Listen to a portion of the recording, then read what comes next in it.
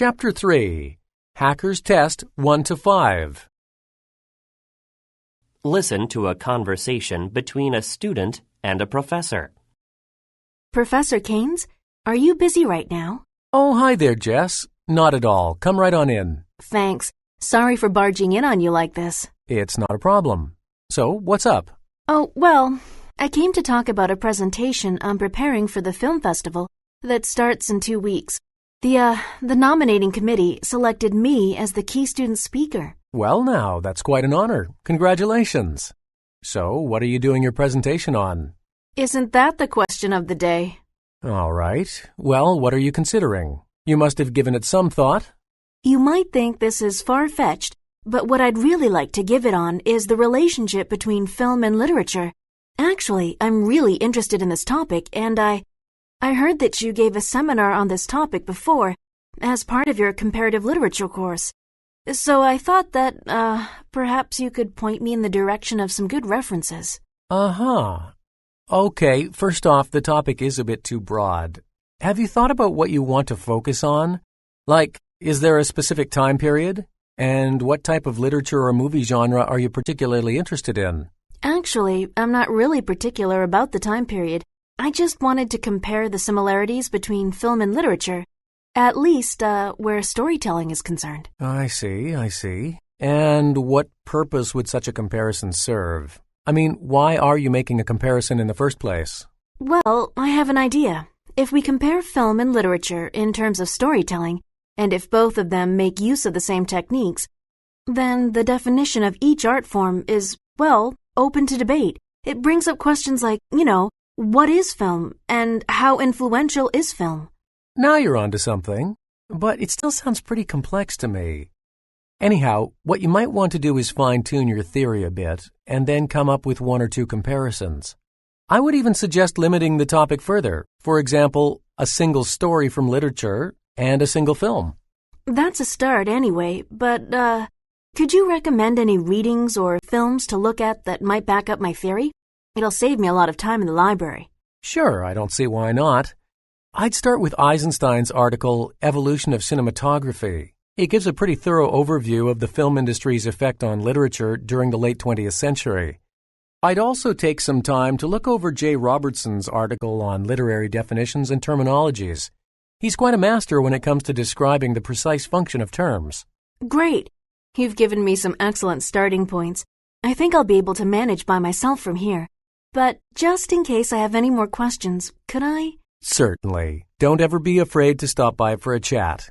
I know how easy it is to get stuck or to run out of ideas. Thanks, Professor Keynes. I appreciate it. Now get ready to answer the questions. You may use your notes to help you answer. 1. What is the conversation mainly about?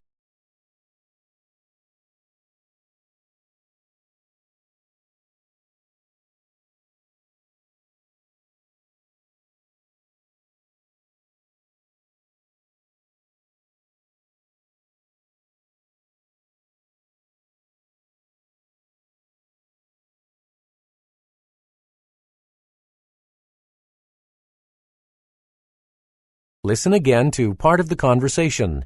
Then answer the question. Well now, that's quite an honor. Congratulations. So, what are you doing your presentation on? Isn't that the question of the day? 2. Why does the student say this? Isn't that the question of the day?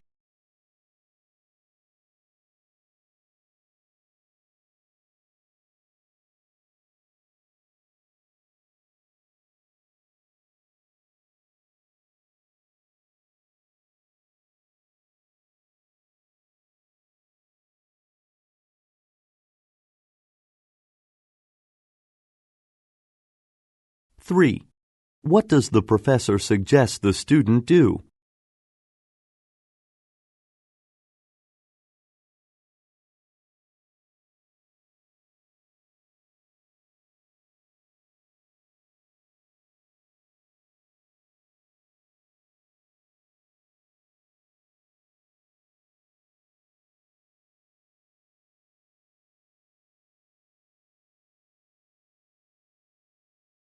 4. What paper does the student want to present at the film festival?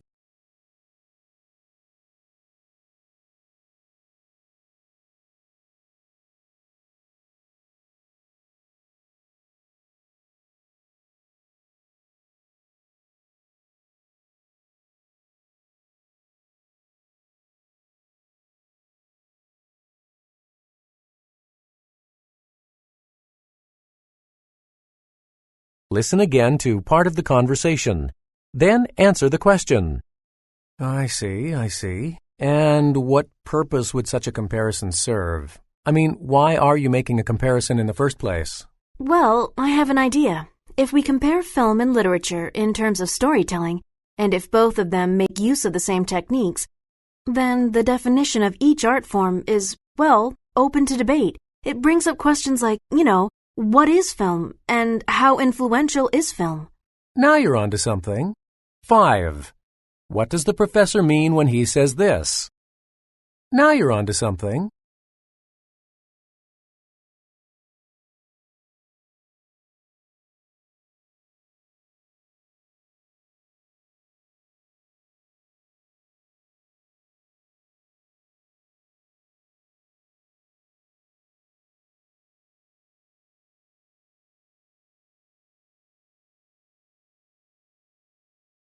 Six to 11.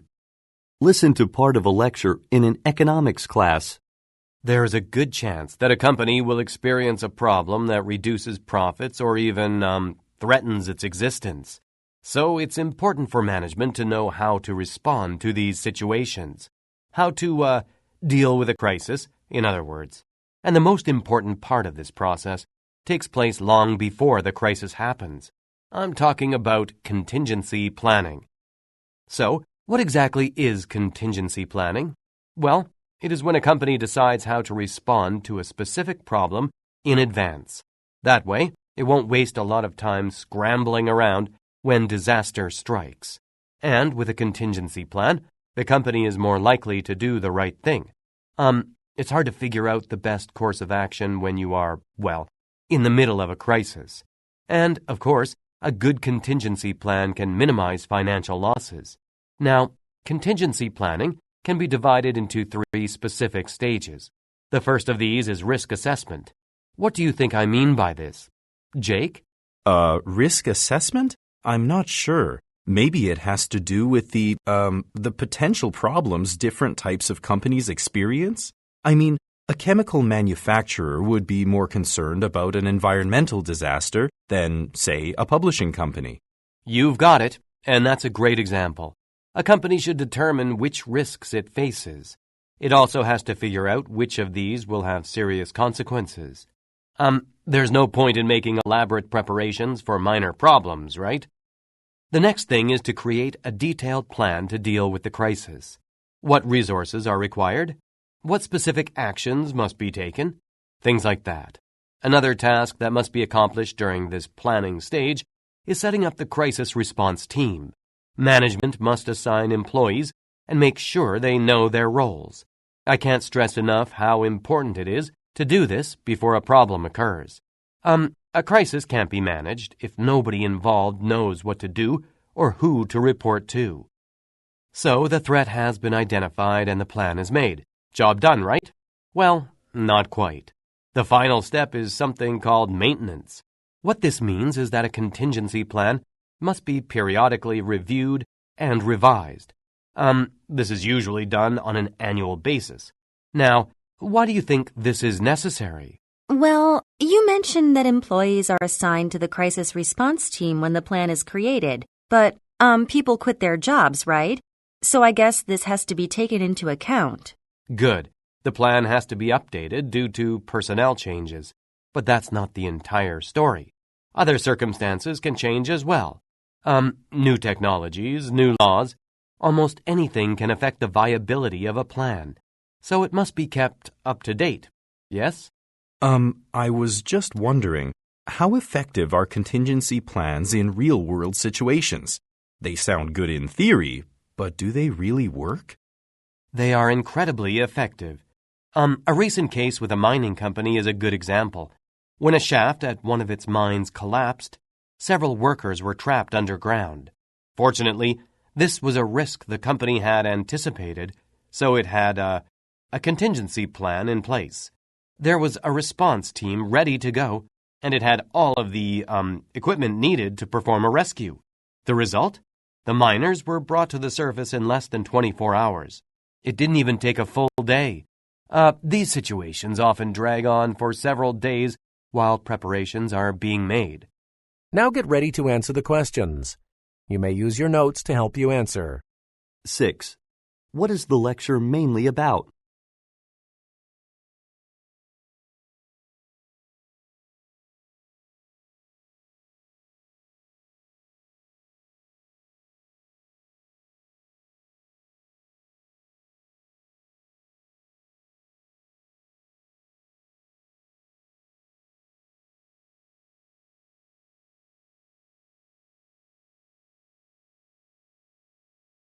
Seven. According to the professor, what are the benefits of contingency planning?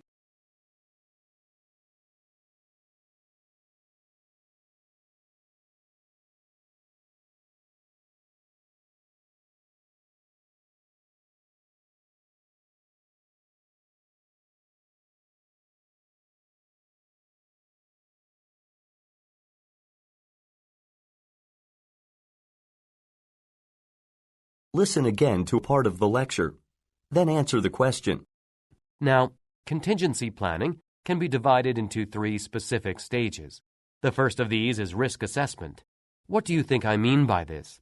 Jake? Risk assessment? I'm not sure. Maybe it has to do with the potential problems different types of companies experience? 8. What does the student mean when he says this? Risk assessment?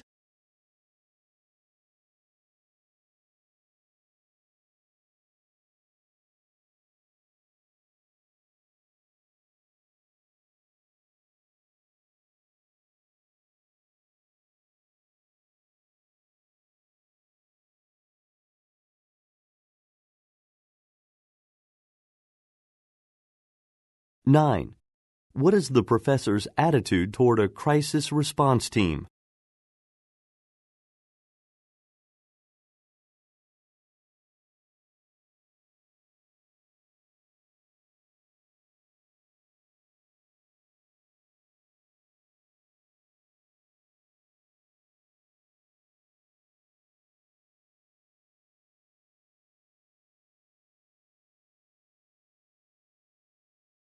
Ten.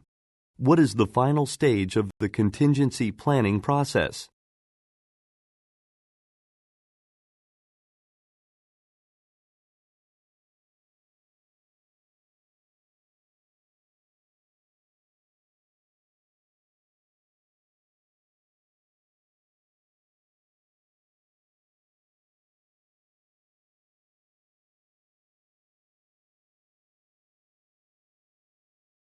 Listen again to part of the lecture, then answer the question. The result? The miners were brought to the surface in less than 24 hours. It didn't even take a full day. These situations often drag on for several days while preparations are being made. 11. Why does the professor say this? It didn't even take a full day.